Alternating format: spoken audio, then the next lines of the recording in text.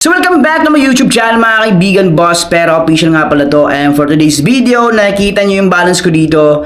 Meron ako dito ang $0.003. Ayan. So sasabihin ko agad sa inyo, no need to invite. So hindi natin kailangan mag-invite para makapag-generate ng points or coins dito. So disclaimer lang tayo, for educational content and syempre for awareness ng ating mga kababayan na naghahanap ng tuloy-tuloy na makitaan dito nga sa online gamit lang yung mga cellphone natin. So, pag-usapan natin itong bagong application or game application from Play Store. So guys, ito nga pala yung Ninja Clicker application. So, kagaya ng sinabi ko, hindi tayo dito mag-i-invite. So, pwede natin itong i-search sa Google Play Store. So, ito nga guys yung pangalan ng application, Ninja Clicker. Earn real money, early access by Leo Yi C 2022. Ayan. So, app support, check natin ha. From China, syempre. Obviously, China talaga yan. And meron siyang 10,000 downloads dito. So, ibig sabihin na mga nasa 10,000 na yung users or nakapag-testing ng application na to. Ang problema lang kasi, hindi natin makikita dito yung mga comment. So, about this game, Ninja Clicker Earn Real Money is a top-based earning game where players smash training props in each level to earn cash rewards. So, ayan. So, dito, mapapansin natin, meron silang disclaimer. So, earn real money is a free game for ages 18 and up. There are no in-game purchases or top-ups. So, dito nga, wala tayong investment or top-ups or sabihin natin cash in. All rewards are earned through gameplay. Ayan, guys. And dito, guys, walang sugal. Ayan, no?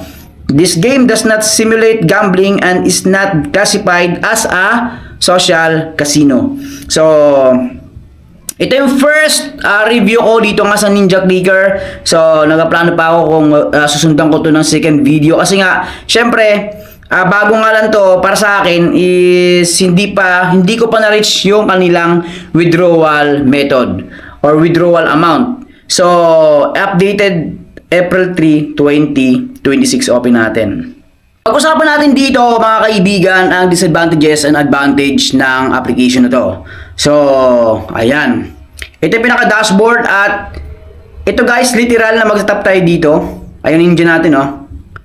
Tapos, may lalabas na ganito. Yan guys, claim times 3. So, magiging 300 green cash yung pwede nating earn dito. So, ito guys, ads agad ang panonoorin natin. Tandaan nyo, may ads tayong panoorin dito. So, check natin ha.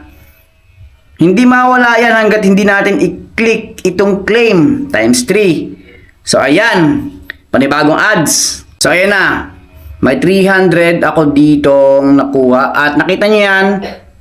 Yan guys, so halos na puno ko na yan. Puno na nga yan. So, 10,000 yung kailangan. Naging 10,072 na. So, tap ko lang ito na itap.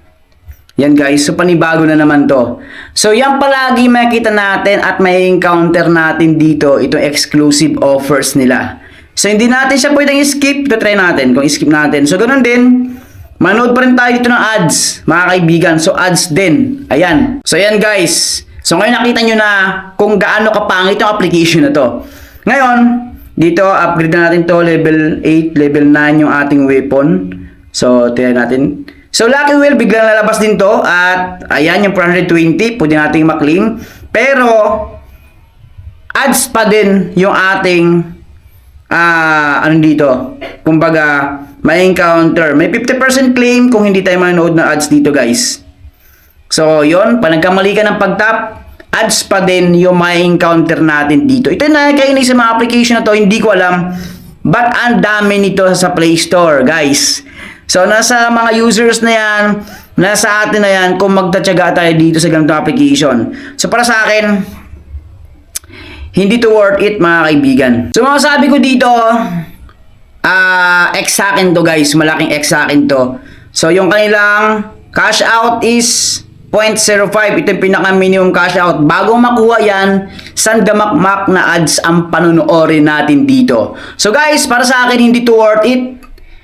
Hindi tayo dapat mag-aksaya ng panahon sa ganito kasi nga tayo ang talo. Ang panalo dito is yung developer mismo. Yung gumawa ng application na to, yan ang paldo. Pero tayo guys, wala tayong mahita dito.